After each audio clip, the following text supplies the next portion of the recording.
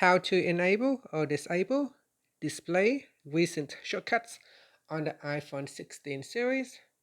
First, let's go back to the home screen by swiping up at the bottom of the screen. Then from the home screen, tap on Settings.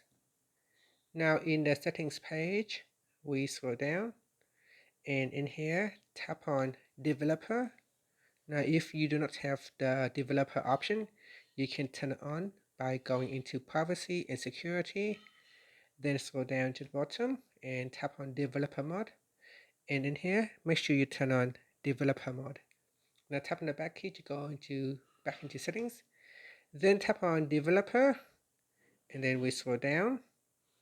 In here, tap on Display Recent Shortcuts. Tap on the toggle button to enable it or switch it off. And here say when turn on, the Siri Suggestions widget and Siri Watch Face show the most recently provided shortcuts rather than current predictions. And that's it. After that, you can swipe up to return back to the home screen.